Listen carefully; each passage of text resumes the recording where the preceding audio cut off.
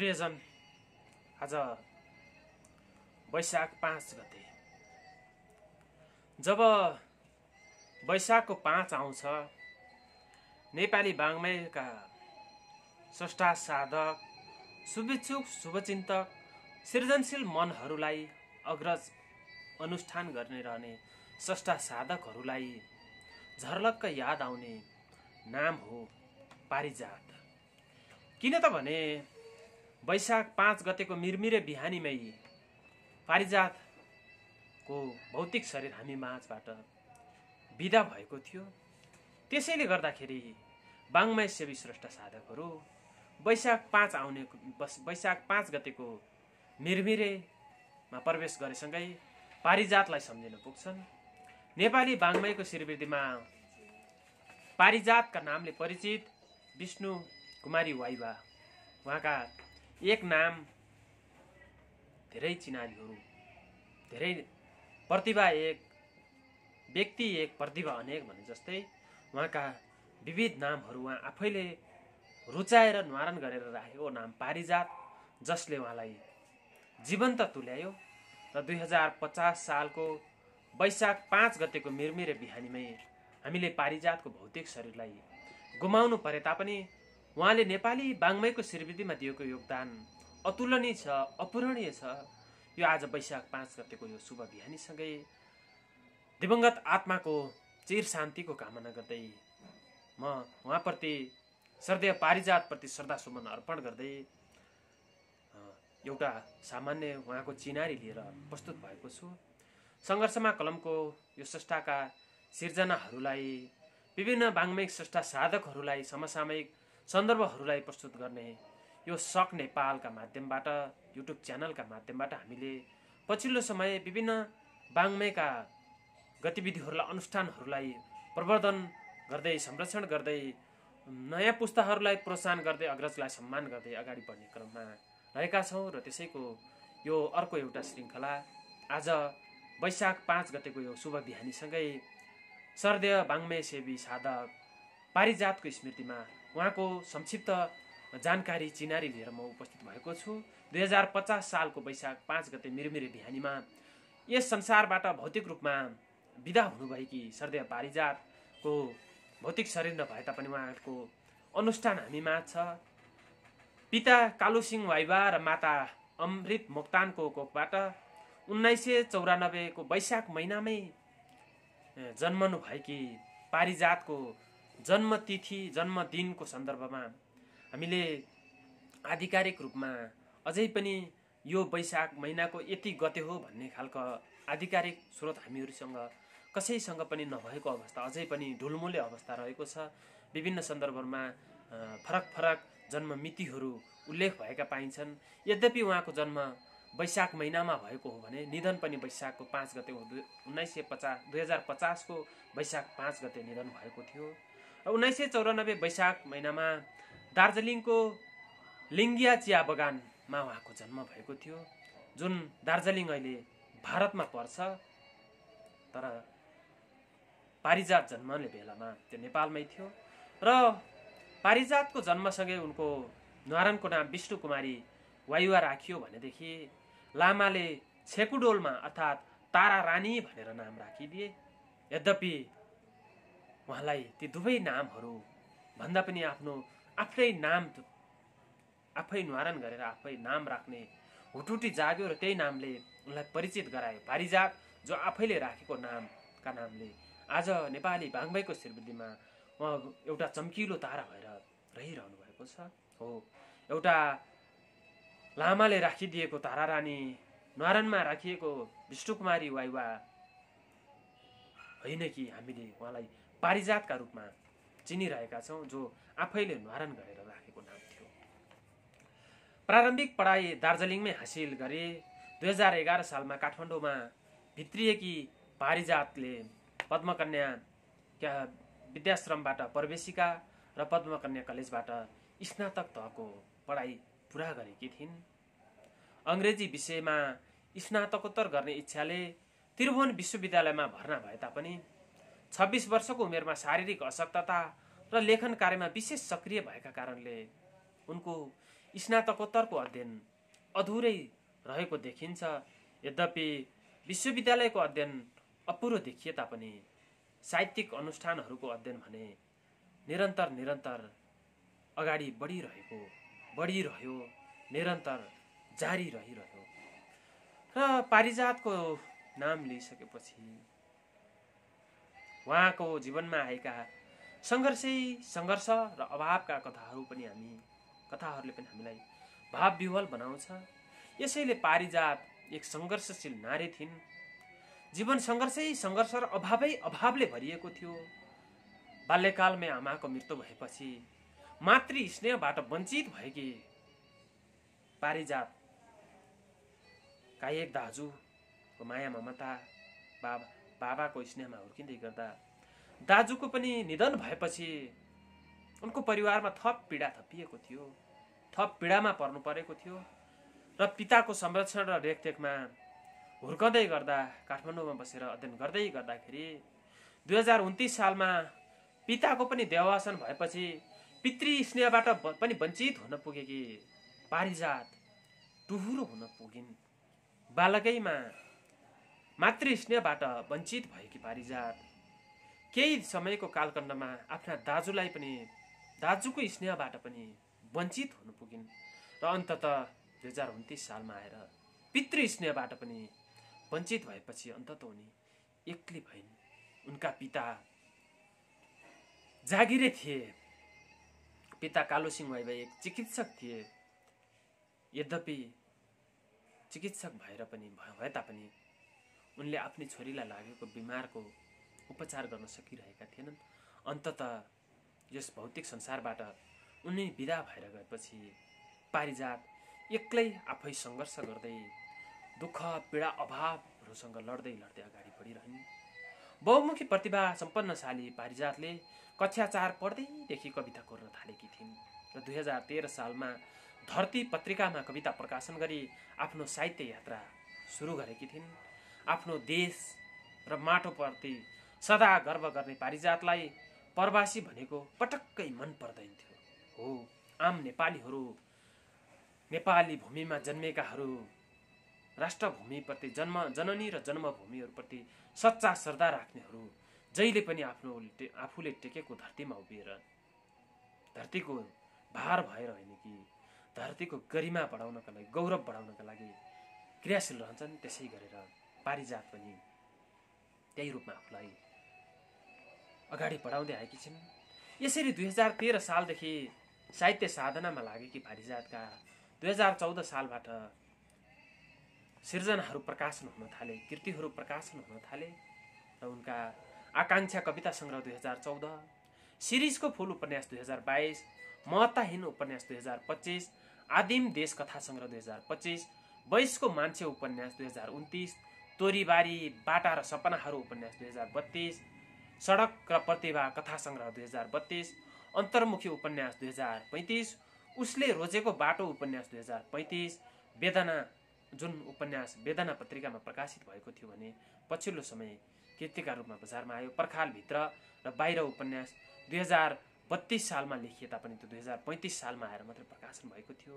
यसै अनिदो पहाडसँग उपन्यास 2039, साल्गीको बलात्कृत आँसु कथा सङ्ग्रह 2043, धुप्पी सल्लाह र लाली गुनासको फेदमा संस्मरण 2043, पारिजातका कविताहरू 2044 जसलाई ईश्वर बल्लभद्वारा सम्पादन गरिएको थियो भने एउटा चित्रमय सुरुवात संस्मरण 2045, परिभाषित आँखाहरू उपन्यास 2046, बोनी उपन्यास 2048, आदि आकाश महिला मुक्ति सम्बन्धी लेखहरूको सङ्ग्रह 2048, बत्साला आउँदा जाँदा कथा सङ्ग्रह 2049, वैशाख वर्तमान कविता सङ्ग्रह 2050 जुन उहाँको मृत्यु पछाडि प्रकाशित भएको थियो भने अध्ययन र सङ्घर्ष संस्मरण 2051 जसलाई पनि उहाँको भौतिक शरीरको अन्त्य भएपछि प्रकाशन गरिएको थियो भने सुमित संस्मरण 2065 मा आएर प्रकाशन भएको पाइन्छ। यसरी जीवन छँदै र जीवन समाप्ति भएपछि पनि विभिन्न कृतिहरू प्रकाशन गर्दै आएकी पारिजातको नाम नेपाली वाङ्मयका क्षेत्रमा विशिष्ट प्रतिभाका रूपमा सुनौला अक्षरले अभिलेखित भएको छ। दर्शनशास्त्र र साहित्य विषयका ग्रन्थ खोजी पढ्ने पारिजातका कृतिहरूमा प्रगतिवादी समाजवाद, मार्क्सवाद, अस्तित्ववाद, नारीवाद र विसङ्गतवाद जस्ता भावहरू पाइन्छन्। ती भावहरूले ओतपोत भएका रचनाहरू पाइन्छन्। साहित्यका कविता, कथा, उपन्यास, निबन्ध, नाटक जस्ता विधामा कलम चलाएकी पारिजातको शिरीषको फूलले 2022 सालमा मदन पुरस्कार प्राप्त गरेको थियो र उक्त शिरीषको फूलले मदन पुरस्कार पाएसँगै नेपाली वाङ्मयका क्षेत्रमा नयाँ विधा हाइकु भित्र्याउने निबन्ध शिरोमणि शङ्कर लामिछानेले भित्र्याएको निबन्धले पनि निकै चर्चा पाएको थियो र आफ्नो जीवनकालमा निकै कम भूमिका लेख्ने निबन्ध शिरोमणि शङ्कर लामिछानेको भूमिकाले पनि पारिजातको गरिमालाई उच्च बनाएको भन्ने हामीले सुन्दै आएका छौँ। हो, निबन्ध शिरोमणि शङ्कर लामिछानेले आफ्नो जीवनकालमा 3वटा भूमिका मात्र लेखेका थिए र एउटा शिरीषको फूल पारिजातमा थियो। यसरी थोरै लेख्ने तर उच्च स्तरीय विशिष्ट खालको लेखन गर्ने स्रष्टा साधकहरूसँगको सहयात्राले गर्दाखेरि पारिजात निकैका सिर्जनाहरू परिष्कृत र परिमार्जित हुँदै अगाडि बढेका थिए। यसरी साधनामा लागिरहेकी पारिजातको शिरीषको फूलले 2022 सालमा मदन पुरस्कार पाएसँगै 2023 सालमा तत्कालीन राजनीतिक व्यवस्था विरुद्ध केही सङ्गीतकार र लेखक कविहरूले आफ्नै प्रकारको विद्रोहको स्वर उरालिरहेका थिए र क्रमशः समयको कालखण्डमा त्यो विद्रोहको स्वरलाई राल्फा आन्दोलनका रूपमा अगाडि बढाइयो। त्यसलाई राल्फा नाम दिइयो र त्यस समूहको नेतृत्व तहमा अग्रपन्थीमा आउने केन्द्रबिन्दुका रूपमा पारिजातको नाम रहन्छ। त्यही राल्फाली यात्रा नै जनवादी संस्कृति र प्रगतिशील लेखनमा महत्त्वपूर्ण कोसेढुङ्गा साबित बन्न पुग्यो। यसरी आफूलाई एउटा स्रष्टा, साधक, सङ्गठकका रूपमा अगाडि बढाएकी पारिजात निरन्तर साधनामा रहँदै गर्दाखेरि एकातर्फ पारिवारिक मातृपितृ स्नेहको अभाव, अर्कोतर्फ आफ्ना विभिन्न हाड जोर्नीका रोगहरू, त्यसमाथि अल्सर, दम, क्षयरोग जस्ता रोगहरू थपिँदै गएपछि उनले 2026 सालमा, 2029 सालमा, 2030 सालमा, 2031 सालमा पटक गरी भारतमा उपचार गराउनु पर्यो। तर पनि स्वास्थ्यले साथ नदिइसकेपछि, स्वास्थ्यमा सुधार नआएपछि बिस्तारै साहित्य लेखन सँगसँगै पारिजातमा रहेको राजनीतिक चेत पनि ब्यौतिन थाल्यो र जसका कारण उनी देश, राष्ट्र र सीमान्तकृतहरूका पक्षमा लाग्न हुटहुटी जगायो र आफूलाई त्यही रूपमा अगाडि बढाउँदै निरन्तर क्रियाशील राख्दै आइन् र उनी वैचारिक रूपले देश र जनताका निम्ति समर्पण गर्ने अठोट लिएर 2034 सालमा नेपाल कम्युनिस्ट पार्टीको 4थो महाधिवेशनको सदस्यता लिएर महिला मुक्तिकामा सक्रिय भइन् भने अखिल नेपाल महिला सङ्घको अध्यक्ष समेत बन्न सफल भइन् र महिलाहरूको व्यक्तित्व र नेतृत्व विकासका लागि साङ्गठनिक हिसाब किताबले अगाडि बढाउनका लागि उनी भूमिगत कार्यमा सक्रिय भएर लागेकी थिइन्। यसरी एउटा स्रष्टा, साधक हुँदै समग्र व्यवस्था परिवर्तनका लागि लाग्ने पारिजात बहुमुखी प्रतिभा, धनी सम्पन्नशाली प्रतिभा हुन् र 2036 सालमा प्रगतिशील लेखक सङ्घको स्थापनाका लागि उनले सक्रिय भूमिका गराइन्। यसरी गीत, सङ्गीत, साहित्य साधनमा उनको ठुलो योगदान रहेको पाइन्छ। यसका साथसाथै वेदना सांस्कृतिक समूहसँगै पटक उनी भारतका विभिन्न प्रान्त लगायत स्वदेश र विदेशहरूको भ्रमण गरिन् र इन्द्रेणी सांस्कृतिक समाज इसासको मानार्थ अध्यक्ष भएर पनि उनी रहेकी थिइन्। यसरी अगाडि बढ्दै आउँदाखेरि समयको कालक्रम अनुसार व्यवस्था परिवर्तनका लागि भएका विभिन्न आन्दोलनहरूमध्ये 2046 सालको जनआन्दोलनमा ज्यानको कुनै प्रभाव नगरिकन उनी सडकमा ओर्लिन्। 2046 चैत 3 गतेको लेखक, कवि, कलाकारहरूको ऐतिहासिक विरोध प्रदर्शनमा पारिजात अघिल्लो पङ्क्तिमा कालो पट्टी बाँधेर विरोध प्रदर्शनमा सक्रिय भइरहेकी थिइन्। त्यति बेलाको सन्दर्भमा नारीहरू, हाम्रा दिदीबहिनीहरू अझै पनि चुलो चौकोमा मात्रै सीमित रहेको अवस्थामा 2046 सालमा महिला मुक्तिका लागि एउटा स्रष्टा साधकले, एउटा लेखकले देशमा भएको विकृति, विसङ्गति, राजनीतिक घटनाक्रमलाई त्यसलाई पहिल्याएर आकलन गरेर यसले निर्देशन गरेको, दिशा निर्देश गरेको राम्रो परिणाम आउँदैन भन्ने आकलन गरेर यसरी आफूलाई समाहित गराउँदै एउटा भविष्य द्रष्टाका रूपमा पनि आफूलाई अगाडि बढाउँदै पारिजातले आफ्नो जीवन यात्रालाई अगाडि बढाइन्। प्रजातन्त्रको पुनर्बहालीपछि नेपाल राजकीय प्रज्ञा प्रतिष्ठानलाई प्रजातान्त्रिकरण गर्नुपर्छ भन्ने माग राखेर सङ्घर्षमा ओर्लेको प्राज्ञिक सङ्घर्ष समितिको संयोजक भइन्। हो, प्राज्ञिक व्यक्तिहरू भनेको प्राज्ञ बन्न लायकको हुनुपर्छ भन्ने धारणाहरू पछिल्लो समय पनि आएका छन्। देशको यो पछिल्लो सङ्घीय संरचना अनुसार केन्द्रमा रहेका प्रज्ञा प्रतिष्ठानहरूको अभाव भयो, पुगेन भनेर स्थानीय स्तरमा पनि विभिन्न प्रज्ञा प्रतिष्ठानहरू गठन भएका छन् र विभिन्न टिका टिप्पणीहरू भएका छन्। यसकै सन्दर्भमा हिजोको प्राज्ञिक उन्नयनका लागि प्राज्ञिक सङ्घर्ष समितिको संयोजक भएर पनि पारिजातले महत्त्वपूर्ण भूमिका निभाएकी थिइन्। प्राज्ञहरूको माग पूरा गराउन भर मजदुर प्रयास गरेकी पारिजात विभिन्न राष्ट्रिय तथा अन्तर्राष्ट्रिय सङ्घ संस्थाहरूमा पनि संलग्न भएकी थिइन्, हुँदै आइन्। नेपाल मानवाधिकार सङ्गठनको उपाध्यक्ष, अखिल नेपाल महिला मञ्चको संस्थापक अध्यक्ष, बन्दी सहायता नियोगको संस्थापक अध्यक्ष र त्रिवी सभाको सदस्य रहेर पनि उनले एउटा आफूलाई सङ्गठकका रूपमा साङ्गठनिक कामहरूका सन्दर्भमा पनि आफूलाई अगाडि बढाउँदै आएकी थिइन्। यसरी साहित्य साधना मात्र होइन, सिर्जना मात्र होइन, लेखन मात्र होइन, प्रकाशन मात्र होइन, साहित्य सङ्गठकका रूपमा, सर्जकका रूपमा र एउटा चिन्तकका रूपमा राष्ट्र र राष्ट्रियताका निम्ति आफूलाई अविच्छिन्न रूपमा अगाडि बढाउने हुने अन्तर्राष्ट्रिय सङ्घ संस्थाहरूमा आउटराइट इन्टरनेसनल, महिलावादी सङ्घ, महिला भूगोलविद समाज, एमनेस्टी अन्तर्राष्ट्रिय सङ्घ संस्थाहरूसँग आबद्ध भएर आफूलाई निरन्तर क्रियाशील गराउँदै आइन् र उनको वाङ्मयिक योगदानका खातिर उनलाई मदन पुरस्कार सँगसँगै 2022 सालमा उनको शिरीषको फुलले मदन पुरस्कार पाएसँगै उनलाई गण्डकी पुरस्कार, पाण्डुलिपि पुरस्कारहरू पनि प्राप्त भए। यसै गरी जनमत र नेपाल तामाङ हेदुङ सङ्घद्वारा अभिनन्दन पनि गरियो भने उनको सम्मानका खातिर उनको शिरीषको फुल उपन्यासलाई अङ्ग्रेजीमा अनुवाद ब्लू मिमोसालाई अमेरिकाको मेरील्यान्ड विश्वविद्यालयको पाठ्यक्रममा समेत समावेश गरेर उनको सिर्जनाको सम्मान गरिएको पाइन्छ भने भारतमा उनको शालिग बनाइएको छ, शालिग बनाएर सम्मान गरेर राखिएको छ।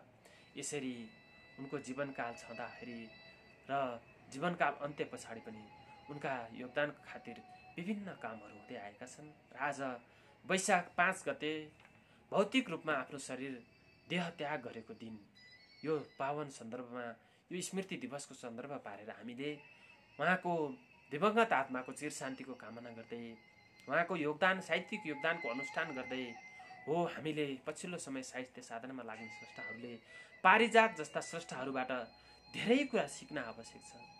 पछिल्ला समयका स्रष्टाहरूको सृजनशीलता, क्रियाशीलता र व्यवहार देख्दाखेरि हामीले धेरै गर्नु छ, धेरै सिक्नु छ र यस्ता आदर्श प्रतिभाहरूलाई हामीले एक नमुनाका रूपमा लिएर, आइडल बनाएर हामीले अगाडि बढ्न सक्यौँ भने अवश्य पनि हामी साहित्य साधनामा लागिरहनुको औचित्य सार्थक हुन्छ।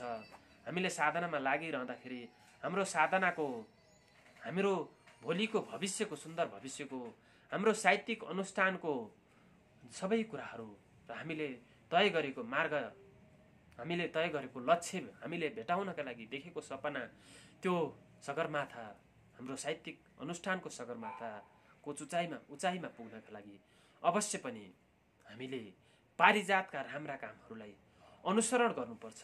उहाँको साहित्य साधनाको सिको गर्नुपर्छ। उहाँले पछ्याएको बाटो, देखाएको बाटोमा हामीले हिँड्नुपर्छ भन्ने हामीले बोध गर्न सक्यौँ भने साँच्चै आज वैशाख 5 गते पारिजातको स्मृति दिवस मनाउनुको औचित्य रहन्छ। नत्र हामीले पछिल्लो प्रविधिको विकास भएको सामाजिक सञ्जालका भित्ताहरूमा 2 अक्षर लेख्दैमा, तस्बिर पोस्ट्याउँदैमा हो पारिजातको साधनाको, उनको सङ्घर्षको, उनको जीवन कहानीको कति दर्दनाक कथा छ। हेर्नुहोस् त, एउटी चेली जुन बेला महिलाहरूलाई कस्तो व्यवहार थियो, त्यस्तो अवस्थामा, त्यस्तो दर्दर र जर्जर अवस्थामा पनि विद्रोह गरेर राज्य परिवर्तनका लागि, शासन व्यवस्था परिवर्तनका लागि एउटी टुहुरी नारीले त्यो गरेको सङ्घर्ष, एउटी अशक्त, त्यसैमाथि विभिन्न प्रकारका रोगहरूले थलिएका व्यक्तिहरूले पनि थलिँदै पनि आफ्नो मुटुलाई, मन र मुटुलाई चट्टान जस्तो बनाएर अगाडि बढेर समर्पित गरेर राष्ट्र र राष्ट्रियताका लागि, नेपाली वाङ्मयका लागि पुर्याएको योगदान स्तुत्य छ। त्यसका लागि हामीले जति सलाम गरे पनि, जति समर्पण गरे पनि, श्रद्धा गरे पनि अपुरै हुन्छ। र आज यो स्मृति दिवसको सन्दर्भमा उहाँप्रति श्रद्धा सुमन व्यक्त गर्दै उहाँका यी अनुष्ठानहरूको स्मरण गरेर हामीले उहाँले नेपाली वाङ्मयको क्षेत्रमा पुर्याएको योगदानलाई चिर स्मरण गरेर अझै उचाइमा पुर्याउनका लागि हामीले यो प्रयत्न गरेका छौँ। हो, विश्वविद्यालयमा पारिजातका कथाहरू, उपन्यासहरू, विभिन्न कृतिहरूको बारेमा, कृतित्वको बारेमा, व्यक्तित्वको बारेमा विद्यालय तहमा पनि पढाइ भएका छन् र ती पाठ्यक्रममा पढिएका कुराहरूलाई, किताबमा पढेका कुराहरूलाई अब व्यवहारमा लागू गर्नका लागि आजैदेखि मन, वचन र कर्मले हरेक व्यक्तिहरू लाग्न आवश्यक छ।